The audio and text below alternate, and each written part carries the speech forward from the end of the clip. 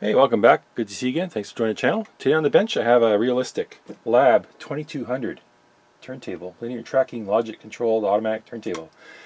That's a mouthful. So yeah, this is a client unit. He found this, I don't know, I think it was at a garage sale, and he wants to put it in daily driver service, so he brought it to me for service. I think it all works. I don't know. I haven't tested it. Haven't even looked at it yet. But it's a nice realistic unit from 1987. I'll put up a screenshot of the catalog entry for this fabulous turntable, and it actually sold for a fairly reasonable price for what you're getting. You're getting a nice a linear tracking turntable at sub $200. That's a good deal, I think, especially when it's direct drive. It's got some features here. You can do repeat, pitch control, a few other things it can do. It's got a strobe, so it's got some capability, and it's got some nice features. But it's got the injection molded plastic base and everything like that, so it's not going to be a top-end turntable. Don't expect it to be. It's got a nice Audio Technica cartridge that Realistic put their name on, and it's a P mount, so this will be interesting to go through and check it out. I don't see any adjustments for tracking weight or anything like that. So yeah, I am a big fan of the linear trackers. I know some people don't like them, but I do. I believe that the stylus will follow the same path that the master lathe cut into the disc, and it follows the same path, and it tracks at the same angle. When you have a turntable that tracks and the cartridge is arcing across, I think it slightly shifts the phase of the left and right channel, very, very slightly, but I think it's noticeable. If you really want to put an A and B comparison test, I think you can hear the difference. But that's just my opinion. Don't get all upset and put comments in the thing because it's my opinion. Okay, so let's go through and do a service. I'm assuming everything's working. It looks like it's not damaged in any way. It's got the rubber mat, and it has a trigger, so this hole has to be positioned over that lever, and that's an album sensor. Let's take this out. Alright, I wonder if the platter lifts off. Must be. Let's try pulling on it. There we go. So we got a fair platter. It's got a couple pounds to it. It's die cast. It has the strobe etched in the edge, which is all good. And underneath we have like a service port here. I don't know what that's for. I think that is for positioning the tone arm, and then if you want to lift the cover off, I'm not sure. But let's get rid of this for now. And the lid looks really nice, no cracks, no scratches. And let's see here, we need to, yeah, I have a feeling this is what this is all about. And how do we position this? We gotta get the turntable in a mode. Bearing's a little stiff. Maybe what I should do is pull out the service manual and have a look and see what they're recommending. There is screws on the bottom. Let's just take this off and see. Wrong size.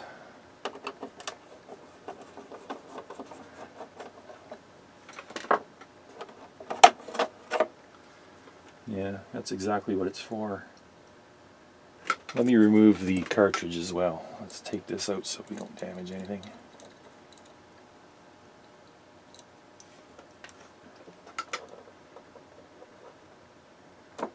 Alright. It's a nice P-mount cartridge.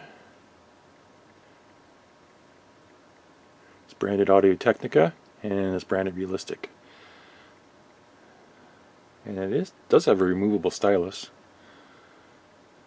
I don't see any part numbers on here. Put that aside. Okay, and then the mechanism underneath. You can see we got some belts. There's a belt there for sure, a motor. Okay, let me see if I can get the top off here. Alright, so what I did is I flipped it over and I removed 7 screws from the bottom cover. And then it looks like there's 3 more here. Holding the one.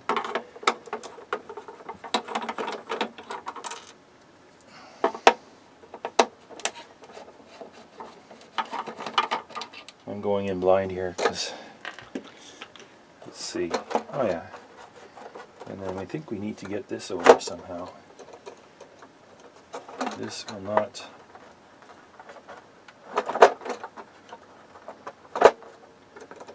yeah, this is where the instructions come in, I believe. I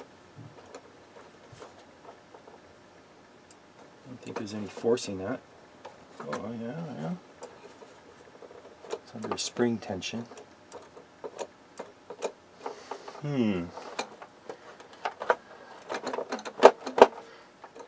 Let me consult the manual because I don't want to break anything, so I'll be right back. Okay, I didn't find a service manual, and it didn't look really too hard either, but I did find an owner's manual, which doesn't help at all.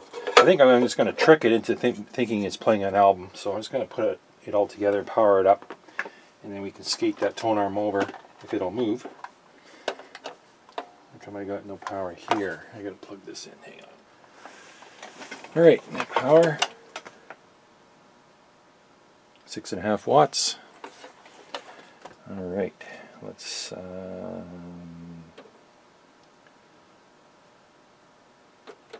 get the tone arm to move.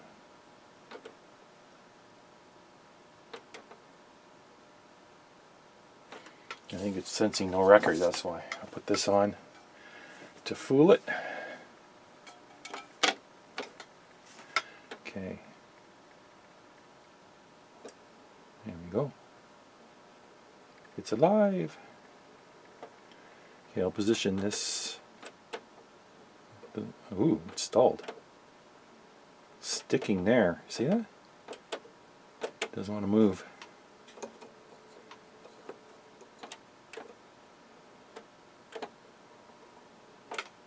Something's jamming up. Okay, I'll shut the power off.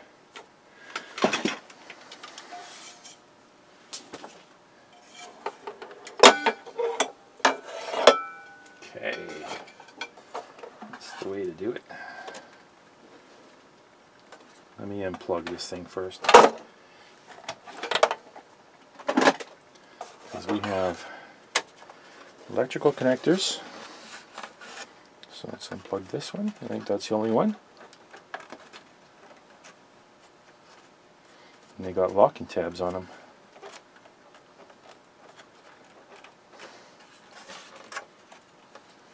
No, they don't. Should just come straight out. There we go.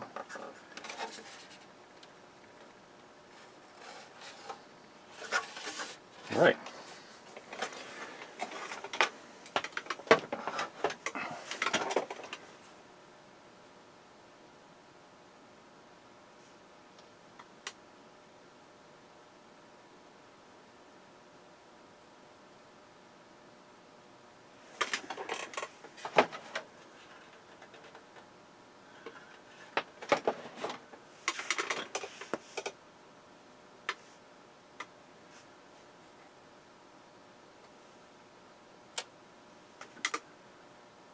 It looks like Realistic put a lot of effort into this thing. Quite the board here for the power supply and the servo for the motor.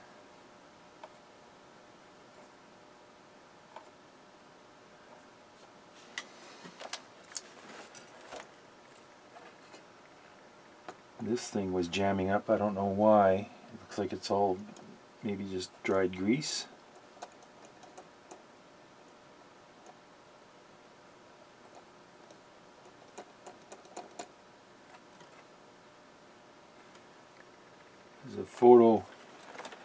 There's a lamp up here and a photo transistor down here. So I think they're sensing the record size with this one.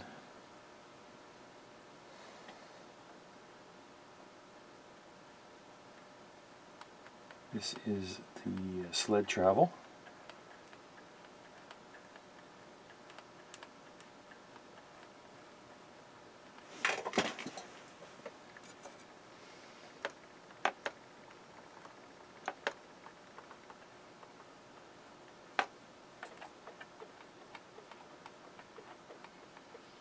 Against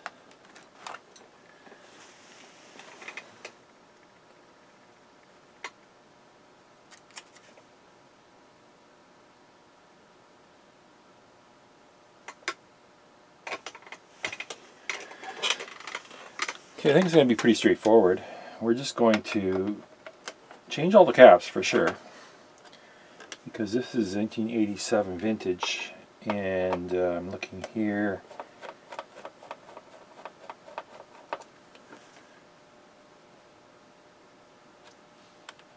Date codes on some of these chips are 1985, 84, 86 maybe. So let's take out the main motor. Let's have a look at this.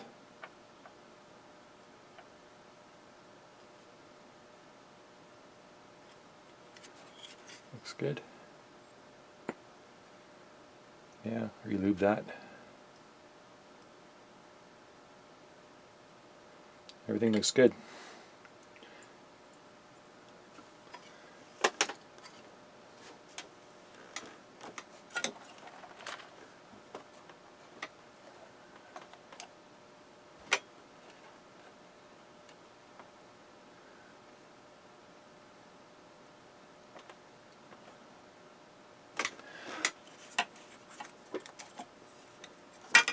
One thing I want to do is I want to power this motor up and zip this carriage back and forth a few times to see why it's sticking and jamming. So I'm just going to disconnect this power connector here. This one comes from the servo board, and that frees the motor up from any chips that might be driving it or transistors. Alright, so that is, if I look here, I see a capacitor across the motor leads, and then it goes straight to this connector. So there's nothing else here. I can just connect my power supply to the motor leads and zip this back and forth, and then I can see where it's jamming. Let's do this like this and get a closer look at it. Maybe I'll bring the camera in. Okay, I got 6 volts on my power supply here. Let's try this out.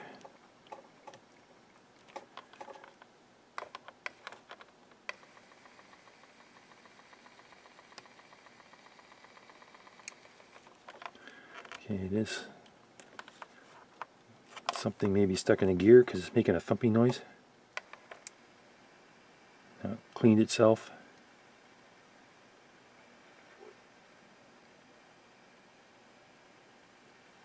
Went smooth that time. Let's try it back again. The funny noise. Ooh, see? It's jammed.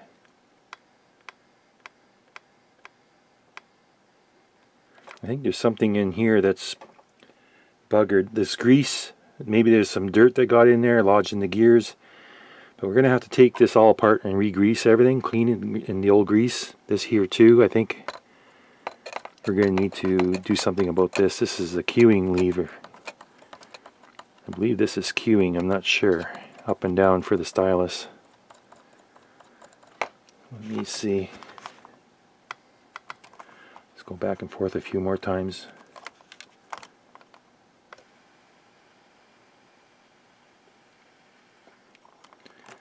It's nice and quiet when it goes that direction.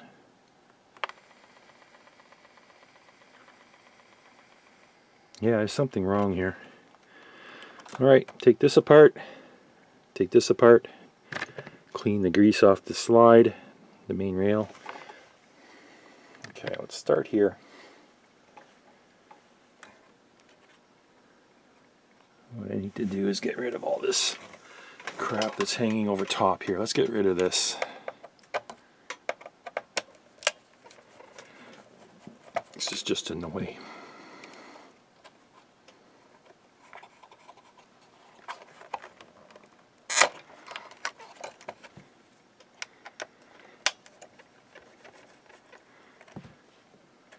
Okay.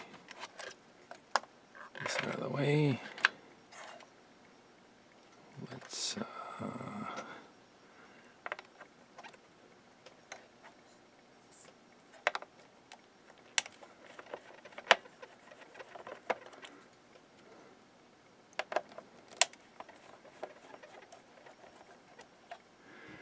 looks like they're using a cable. Here's the cable. Here's the other side. And we have a, I'll take this off. We have a drum down there in the bottom, and it's runs on this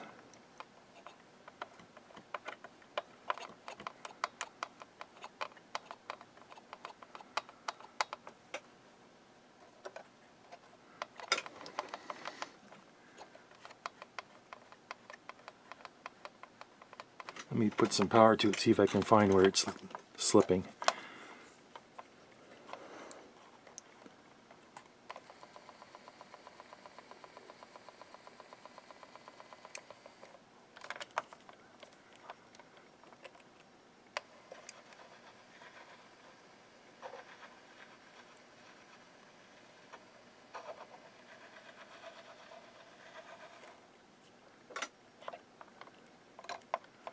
One more time.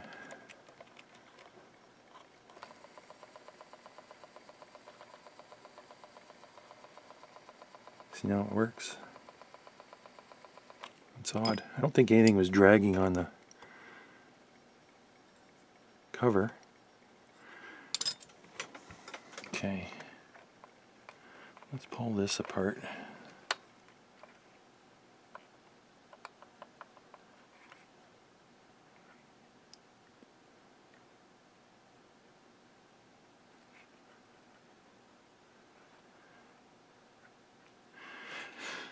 Oh boy.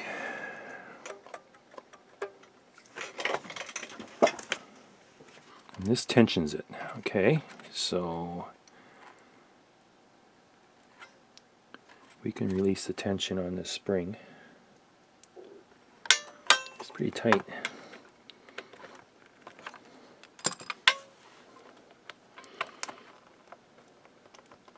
There we go. All right.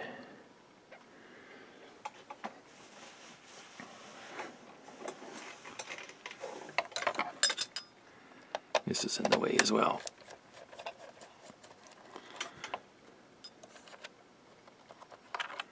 So here's an opto coupler that can sense how many spins this wheel has gone and how far, so that tells the microprocessor what that's doing. I'll pull this thing out.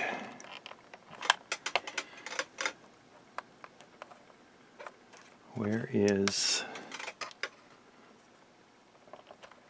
that? Okay, so we'll clean this and get the grease off there.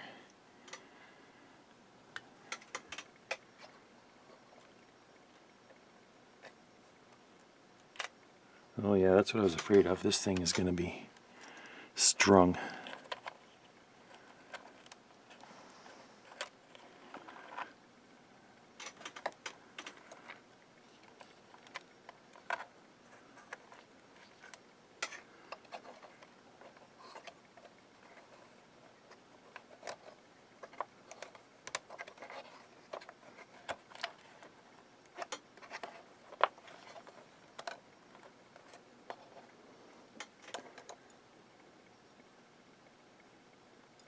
This grease is all sticky.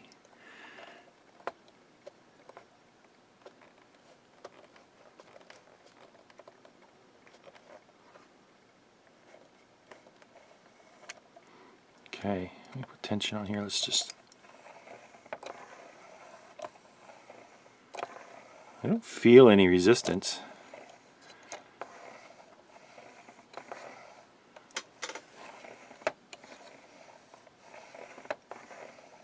No, I think it's all good. I don't feel any spots where it's...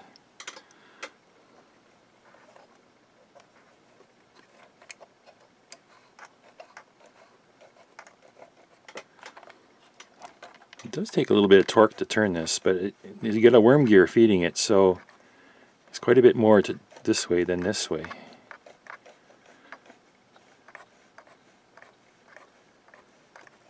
That's odd.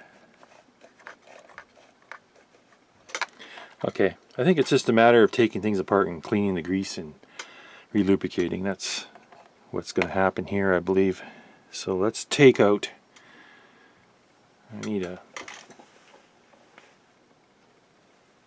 We're going to get grease everywhere if we don't clean up some of this first.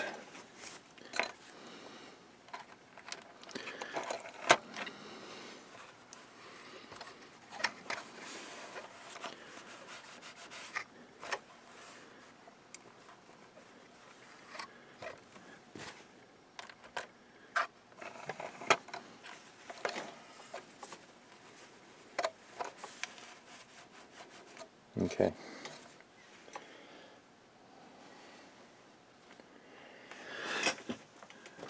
I should be able to remove this. Let's have a look underneath. Okay, not much going on there. Here's just a clamp for the cable. Let's take this off and get rid of this. Alright, let's start with this one. I think what I need to do is figure out, it's got 3 turns on the drum. Okay, 1, 2 there, and then 1, 2, 1.5 there, and they feed up and over. Okay. All right, let's clean this. See, there is some trash in the gears.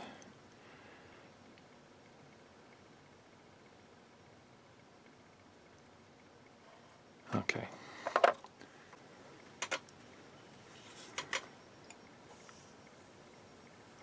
I'm just going to use some of that stuff.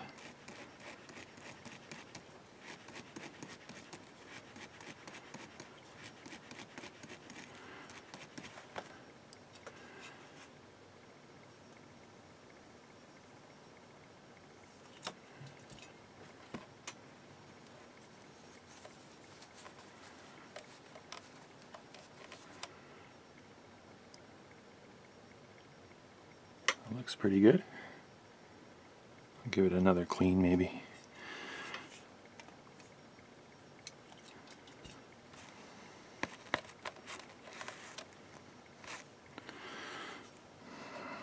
All the grease is on my brush now.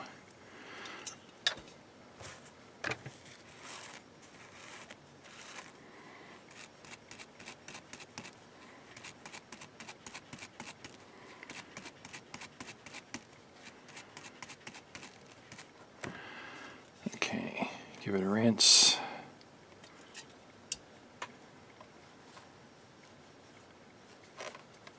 Yeah, that should be good.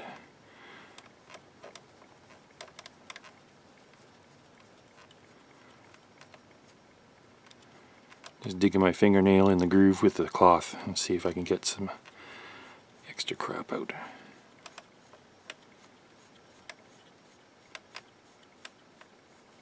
Okay.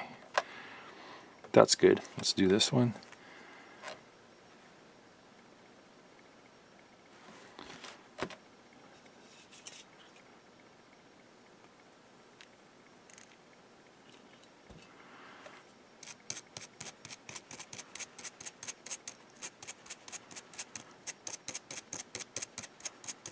Yeah, there's some trash right here.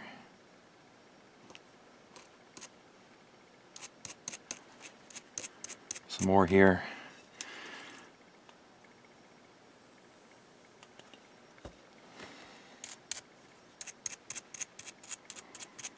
Okay, let's see.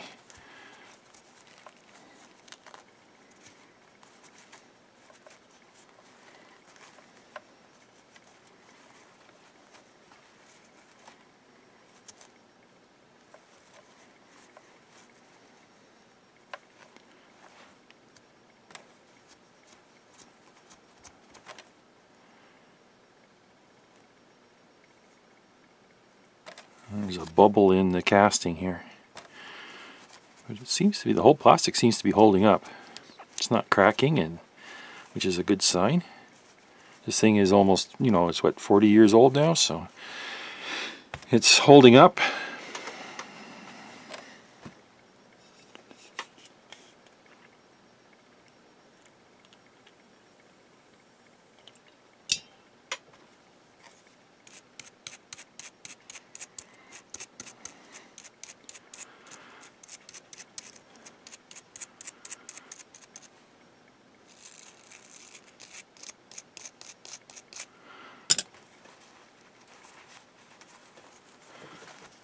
Now that's clean.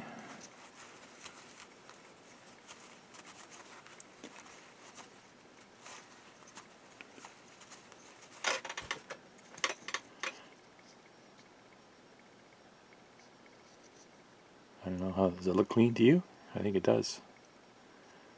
Clean enough. We're going to put new grease on, so I got rid of all the old stuff. I don't see any trash in the gears now.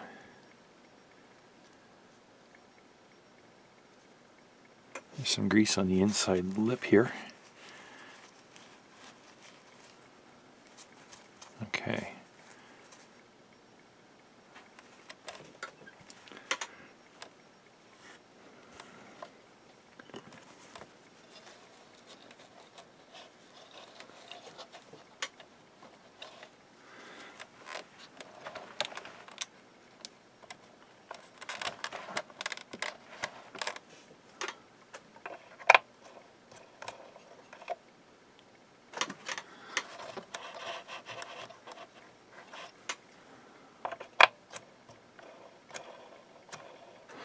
Alright. So this motor sounded healthy, but I'm going to put a drop on the shaft here anyways, just to keep it content.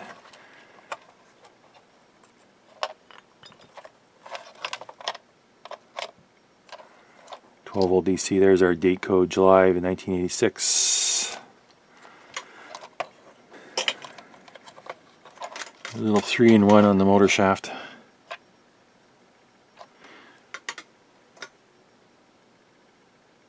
It's good.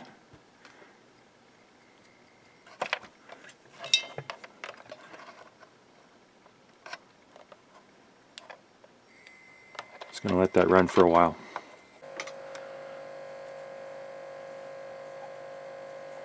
Cleaning out the V-groove. You can see it's got some brown stuff from the belt. Quite a bit of dirt down there. Cleaned up nice.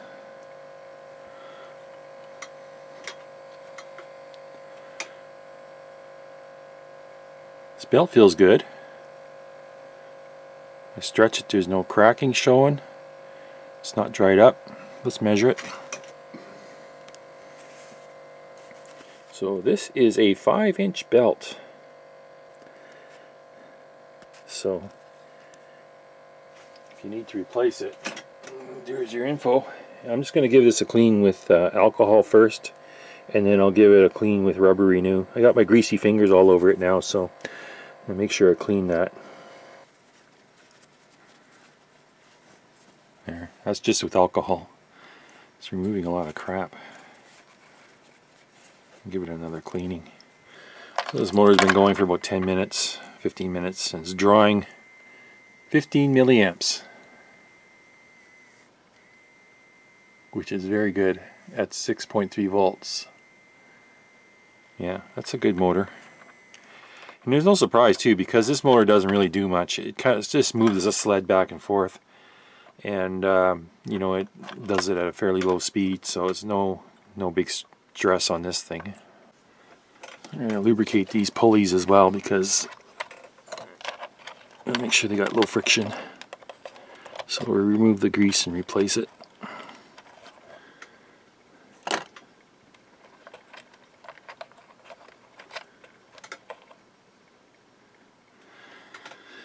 And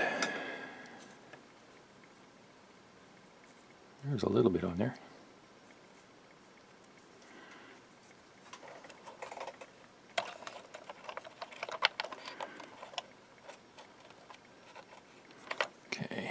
fresh grease. Where is it?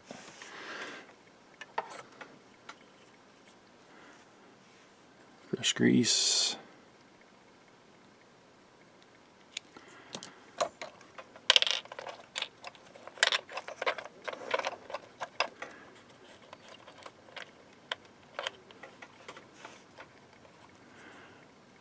C-clip.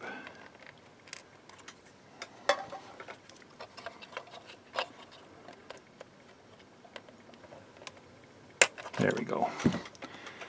Okay, that one's done. Except it goes like that. Okay. I'm going to do this one over here. There's one here. Can you see it? This one's held in with a screw. So I need a screwdriver.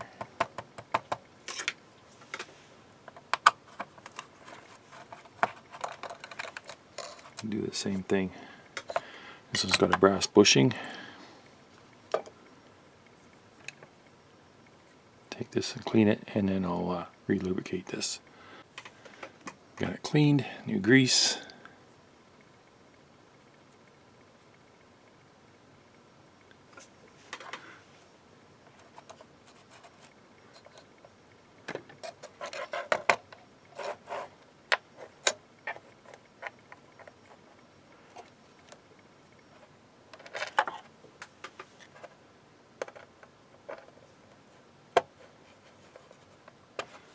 All right.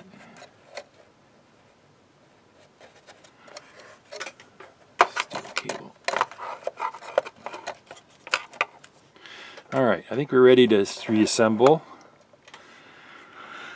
We're ready to reassemble all this, but I want to wait until after I service this block here.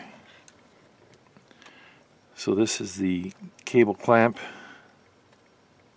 That should anchors the assembly to the steel cable.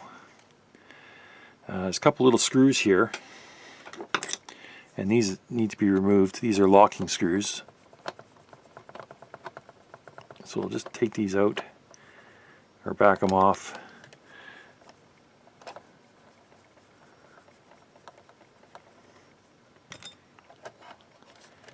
And then you can see these tabs can bend back now. Before the screws are sticking up, these wouldn't be able to bend back. I need to remove some more of that. This plastic is cracking here, so I'm really nervous about what I'm doing. If I start taking things apart, I'm scared things are going to break. I can see cracks all along here, here, here. This is broken away, see? This is broken away. This is broken here. So yeah, all this white plastic is shrinking and cracking here, everywhere, every one of these. So any of this white plastic here is really susceptible to breaking, and you want to be careful, especially these ones here. That's why I was nervous. These have to bend back before I can get the shaft out. And we need to remove the shaft to clean the grease off of it and re-grease everything. So I'm going to remove the belt first. And let's look at this belt. This belt looks good. It's nice. It's good shape. Let's measure it. What do we got here?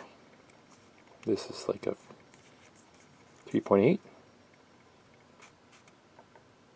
3.8 square cut belt. And I'll clean that. And I want to get this pulley and shaft assembly out. That's what my goal is right now. So let's see if I can do this without breaking anything.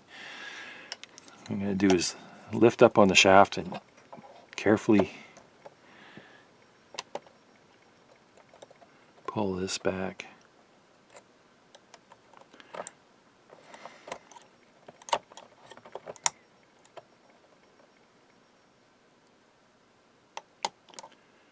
Just about there. Okay. Let's get this side. Good. Okay, I'll clean this. Clean that.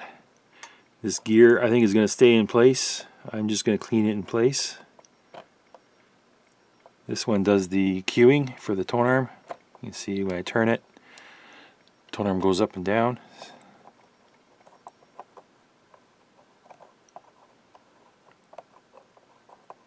Okay, so I'll clean all that in place. I'll clean these where the shaft lays. That's all needs to be cleaned. There is a micro switch underneath here that runs on this cam off this gear, and this gear is actually the gear that lifts and drops the tone arm. See, if I rotate the gear, the tone arm goes up and down. But there's also a detent in it that has a switch, and the switch is there to signal the microprocessor what mode the tone arm is in. Otherwise it wouldn't know. So there's a little switch there with contacts, and I've got it switched open right now. So the switch is open. If I rotate the gear and the switch closes, I got about 15 ohms on the contact resistance, which isn't great. But I'm working the switch back and forth and trying to see if it'll clean itself. Click the switch a bunch of times. Okay, what is it? See, it's down to 5 ohms. Keep clicking it. Let's see here, 5 or 6 ohms. I don't know, that might be good enough for the microprocessor. There's no current going through this switch, that's why it's oxidizing. And 3 ohms. I think I might, you could end up replacing the switch or just clean it. You can't take them apart to clean it. That's really not a good option for those micro switches. Let's see here, what do we get? 8 ohms now. 4 ohms, 3. Yeah, you want to see this down around 10 milliohms, not at 2 or 3 ohms. Yeah, I'm going to just replacing this switch. And there's another switch underneath this cover. I don't know if you can't see it, but there's a lever attached to it. You can see it's clicking. This is the end stop. It tells the microprocessor when the tone arm's in the park position. And let's check the resistance on that one as well. So same thing, switch is closed. I get about 2.5 ohms. Open it. Close it. Getting 50 ohms. 1 point nothing. 1.5. Half an ohm. So it's all over the place. See, that switch is dirty as well. I should just replace both switches and be done with it with new ones. I don't know if I have. I'll see if I have new ones here. But that should be down around 10 milliohms, not 22 ohms. Okay, I did a little experiment on this switch. Instead of replacing it, what I did is I took my power supply, applied it across the switch, and I turned up the power supply to about 5 amps. Doesn't matter what voltage you, as long as you have about 5 amps of current. And then I switched the switch on and off a couple times, 10 or 20 times, under 5 amp load. And now look at this. The switch is on, and if I just click the switch, see, it comes back as about 12 milliohms every time. So that's a quick and dirty way to clean a switch, is just put some high current on it and operate it a few times, and the contacts will clean themselves.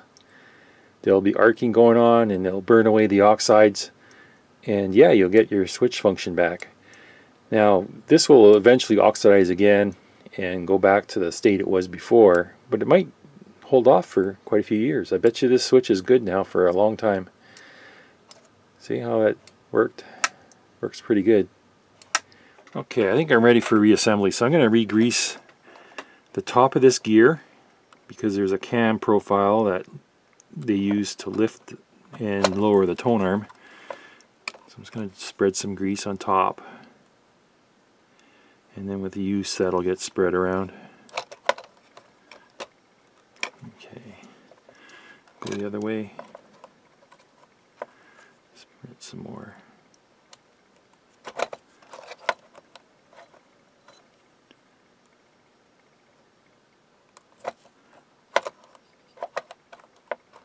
Okay, that's good enough. And then I'm going to add some grease to the gear.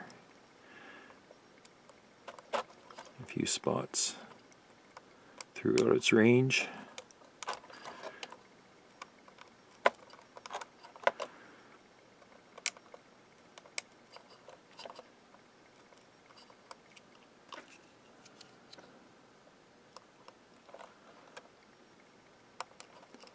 Just gonna spread it around. It'll get distributed once we start operating this thing.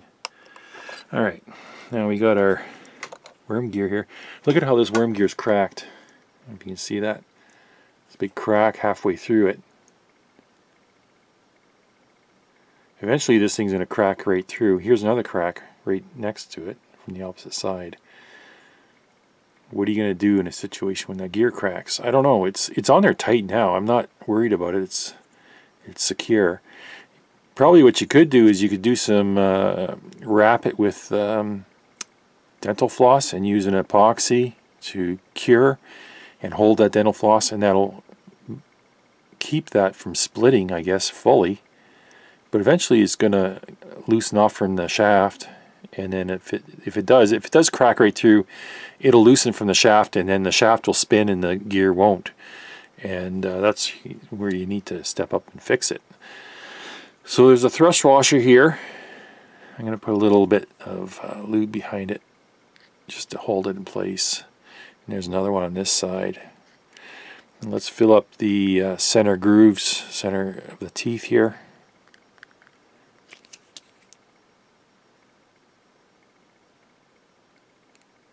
Just to keep that nice and lubed. And then I have another washer here. Where'd it go? Okay. So that's another thrust washer. And that's it. We can set this in place. Let's add a little bit of lube to where it sits, because it's going to spin in the holder here. We want it to be as low friction as possible. Let's drop this gear in place.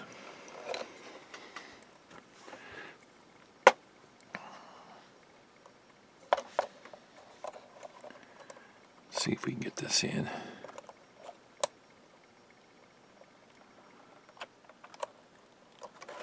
I can't see anything.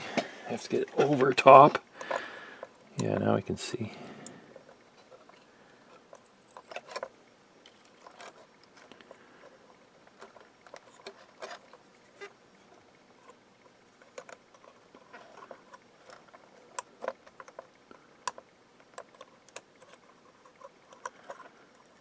Get one side at a time, maybe.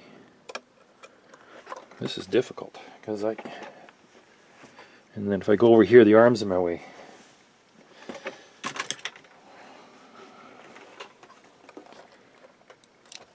Can't see anything. I got to be pretty much right above it. There we go. Okay. That side should drop in. There. I'll put this there, and there we go. All right, we are good. Let's put the belt on and be done with it. All right, got a belt tool here.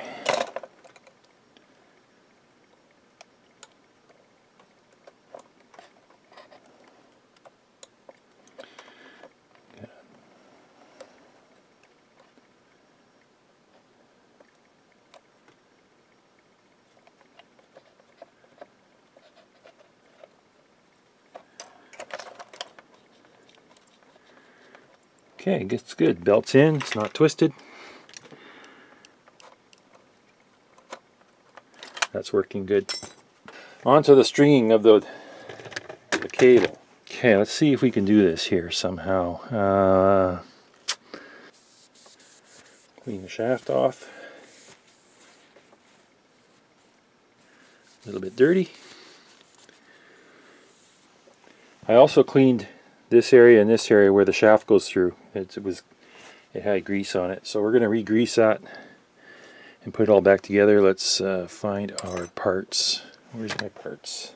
So we got our shaft with two rubber ends. Let's feed it through. Put our rubber cap on the end and just drop it in place. I guess this side first. and that side, and that's our slide. Okay, we'll lubricate that after. Let's get this strung. Now we got this. This is steel cable. It's crimped, so this goes up through this where the notch is, over the shaft, and then through there. Now this is where it gets tricky. Which cable goes here and then back? So this one wraps this way. We'll put one turn on there.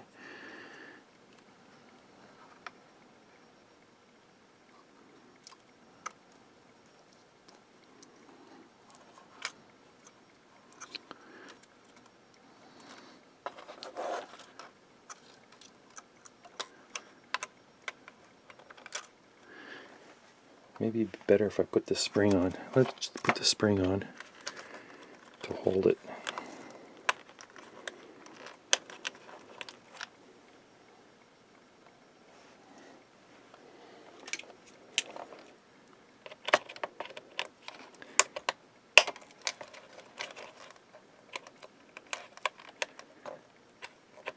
There. That'll give us some tension. This one is not on. Let's get this one on the pulley. And then this one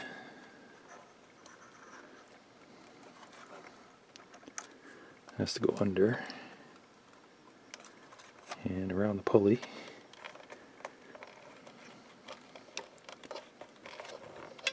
Okay, now we're getting it.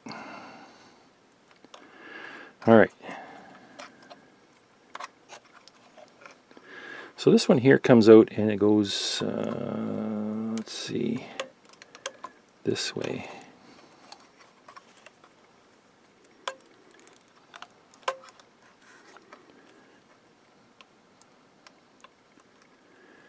Maybe one more turn.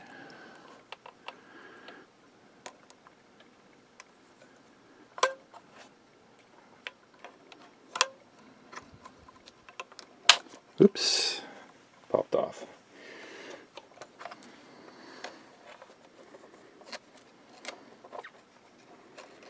I'm sure there's an easy way of doing this. I've just never done it before, and yeah, we're just learning by doing here. Okay, let's start this over.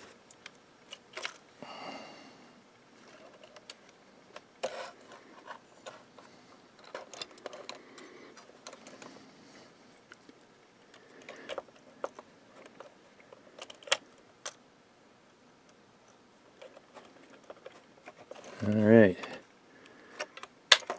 No.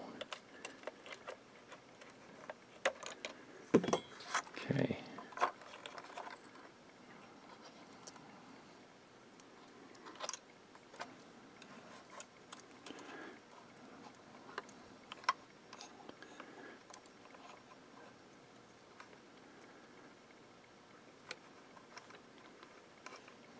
Okay, I think I need one more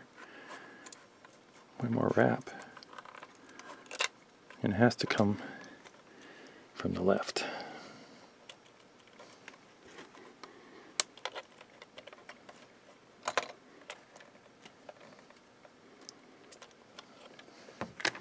Should probably be easier if I took this motor out of the way.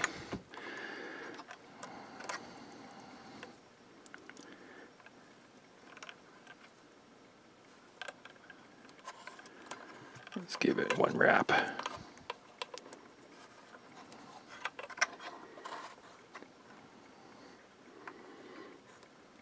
There we go. I think I got it. Now, let's get this. Oh, that was tough. All right. Was this on the bottom? I think it was. No, it wasn't. Grease. Grease. And let's drop this in place before it springs on me again. Oh, you gotta be kidding.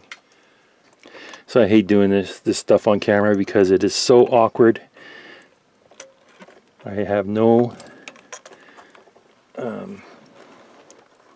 ability to see what's going on.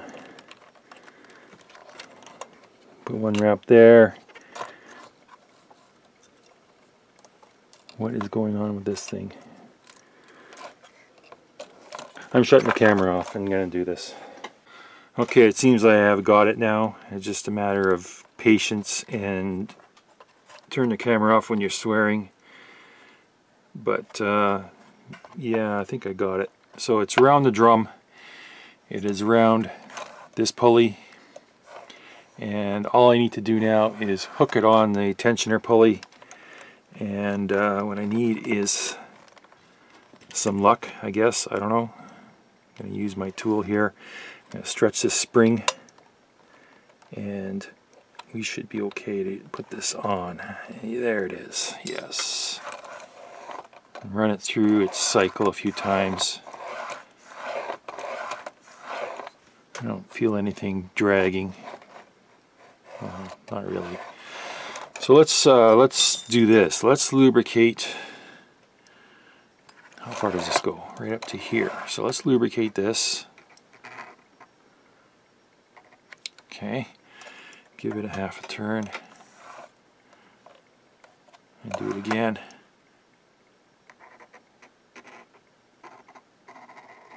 Okay. And there's also a slide that goes on here, so let's lubricate this. Come on. Didn't ask you to ball up like that.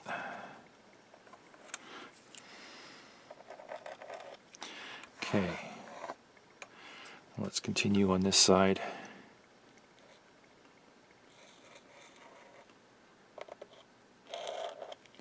Half a turn.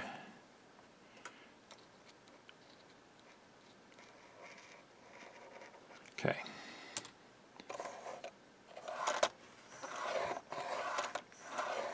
Looking good. Everything's working good. Okay, let's put the rest of this together.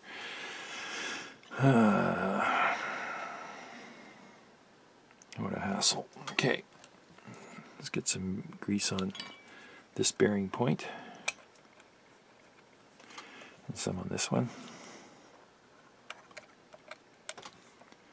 We could even put some on here. Here. This goes like, where's the motor? Yeah, the belt's here. This goes here. Make sure the belt's in place.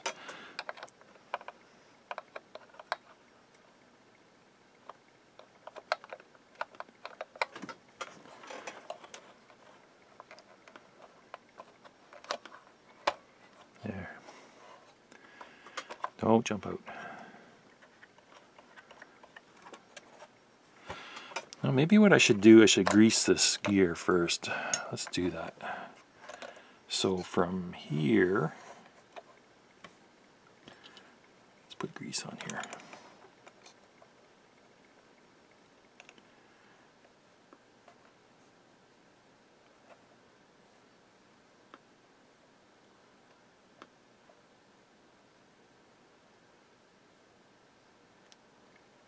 Okay. Let's put this on.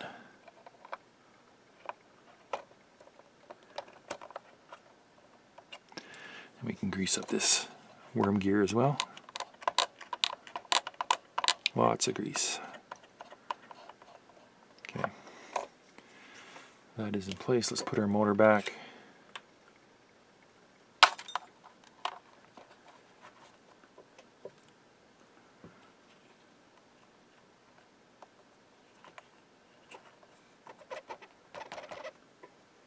Inner cover.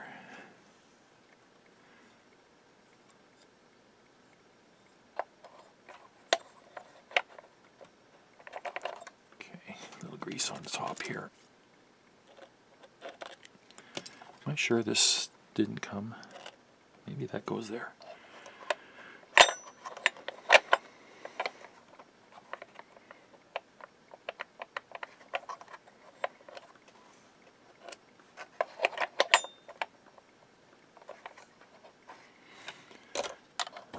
let's go up and down.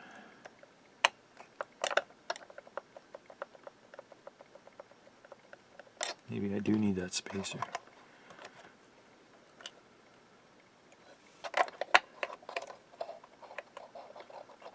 No, it's not going to work with that on there.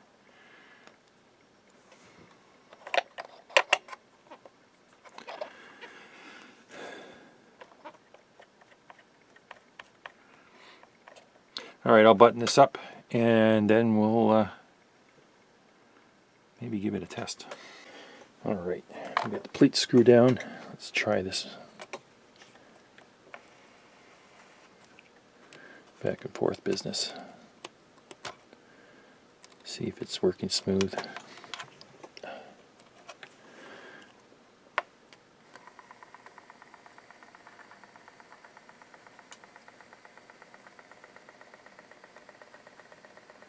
No, it's not stalling. I think that's all it needed was new grease.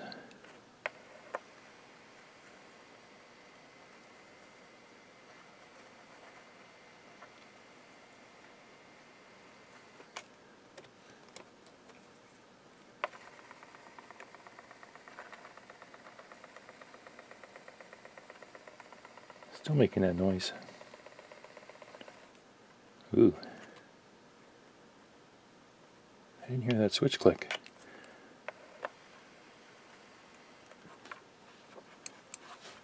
Why isn't that switch clicking?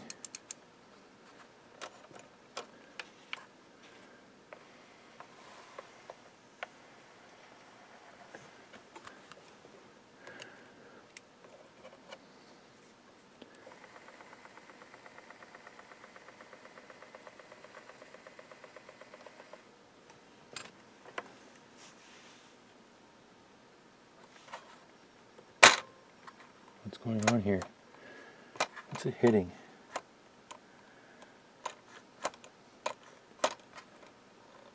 It's hitting this screw. It's not going far enough. Why is it hitting that screw? Am I missing something here?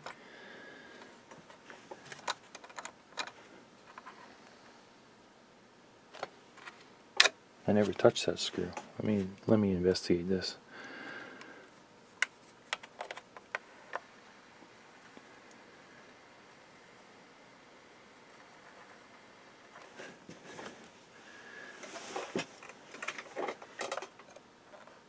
Is this not down far enough?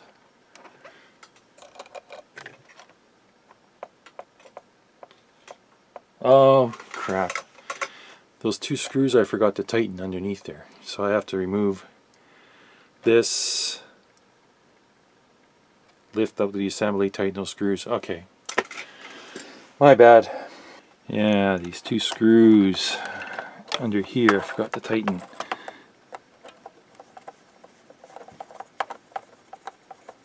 That's okay.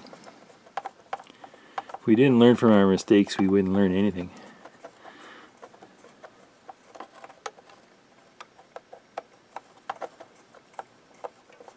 It's dragging on the plastic too. I was kind of wondering. I thought it would have been a little smoother action, but I guess not. Let's try this one.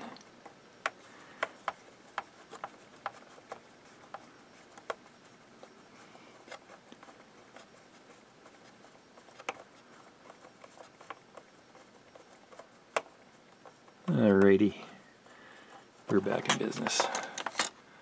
I'll put this all back together now. Okay, one more test.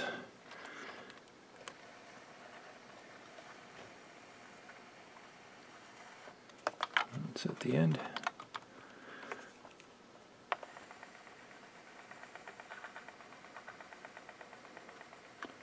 Should hear a click. There it is. It's a good thing I caught that because I wouldn't want to reassemble it and then have to take it all apart again. Okay, I'm going to go have some lunch, and then when we come back, we'll tackle the electronics. I have the motor here. I'm just going to replace the caps quick. I'm going to replace all the caps in this turntable. Just because they're Ford. Oh, look at this. Got one of those A 798 transistors, 2SA. Those are known to go bad. I'm going to see if this thing runs good. I'm just going to leave it alone. But that could be replaced with a couple of 2SA 992s back to back. So I'm just going to quickly change these caps and then I'll be right back.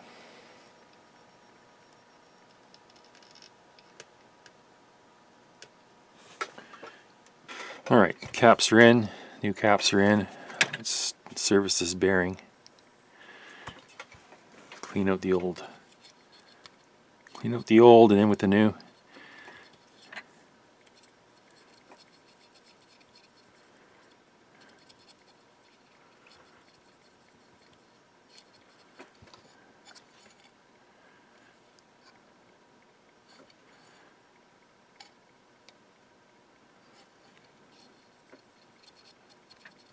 I think that's good. It's nice. Squeaky clean in there. Now, let's get this here.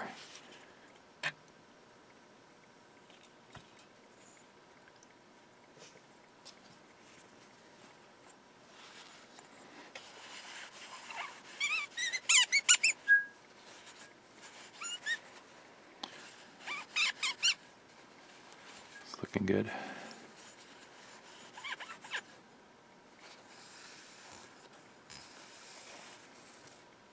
Alright, so I'll just give it some 3-in-1. I've used the grease in the past and people say, oh, you should never use grease, you should always use oil. But to me it doesn't really matter.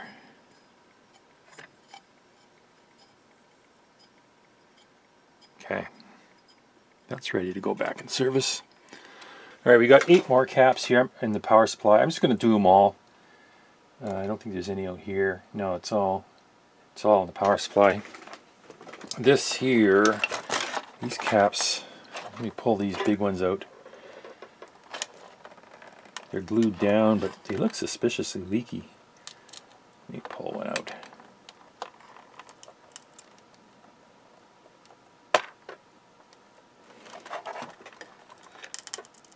No, they're not leaking.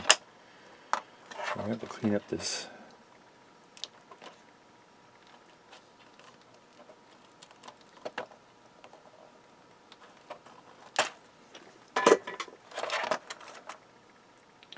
These are 2200 at 25 volt. They got the glue on them. Let's see what they say.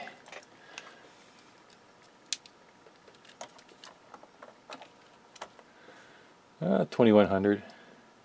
50 milliohms ESR. They're still alright. We're going to place them anyway. Because we can. The same thing.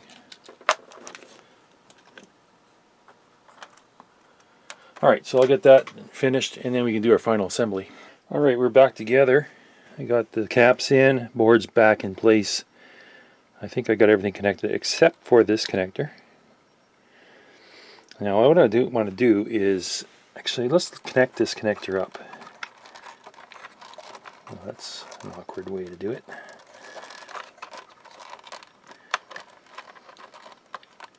Let me see if I can get this one in. There we go.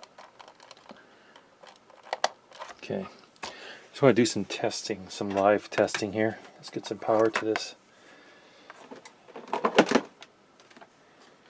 And we're shut off. Yeah, we're shut off. Okay, I'm turning it on.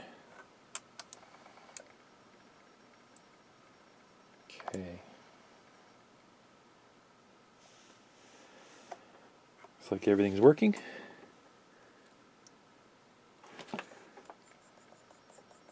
Why is it trying to turn? I wanted to make sure the lamp's working, and it is. You can see it. If I go up, here it is, this lamp.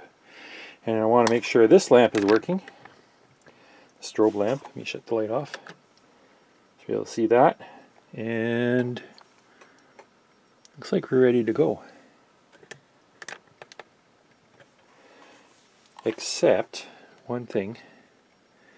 we need to move this arm out so we can get the cover back on. So I'll get rid of the power, kill the power, disconnect this connector, and I'll apply DC to the motor to move it over. There we go. Okay. Get some power supply action here. Let's move this arm in.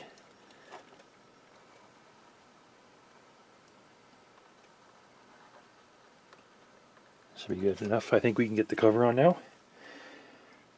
Let's see.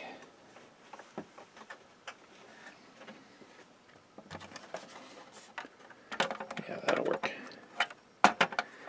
Pretty close. Actually, a little too far. Back it up a bit.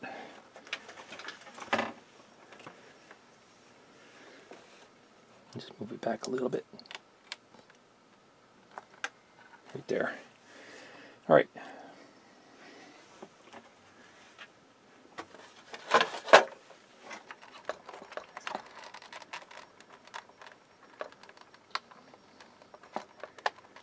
Okay, you're plugged in.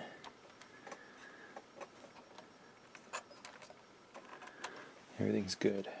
Let's put this thing back together.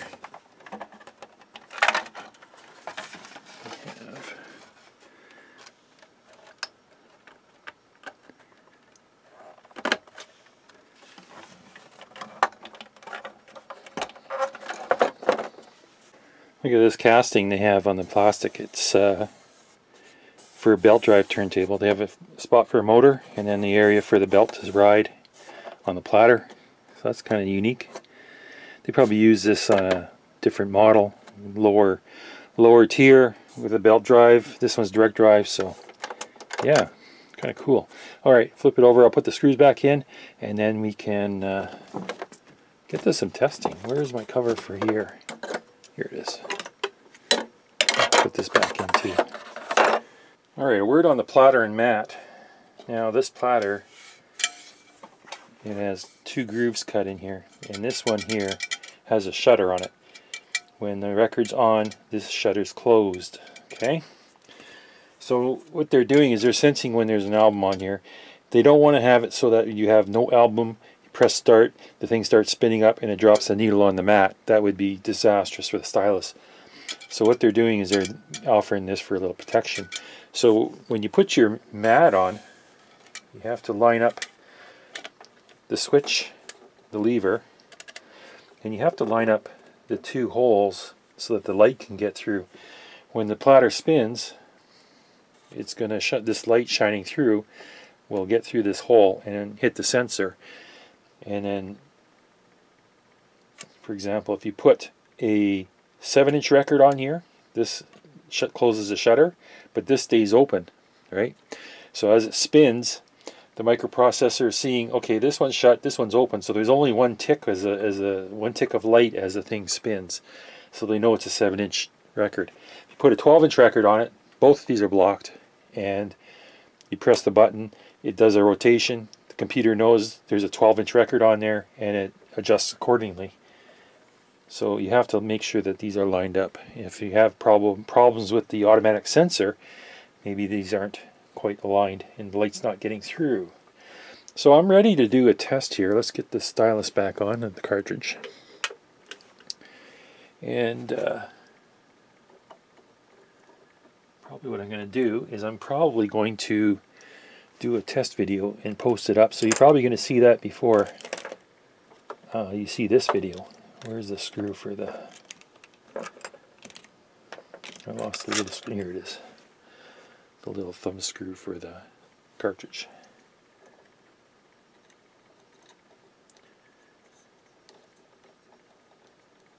Okay. We are in, and we are good. So, let's plug it in and let it do its self-reset. And then we can get an album on this thing.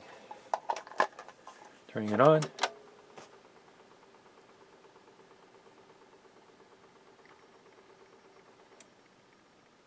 Okay.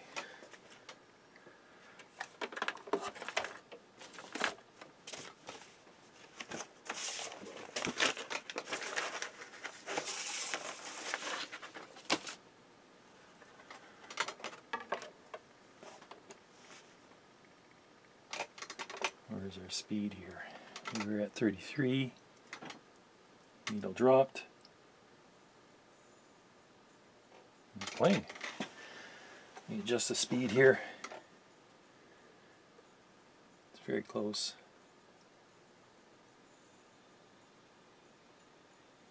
There. And away it goes.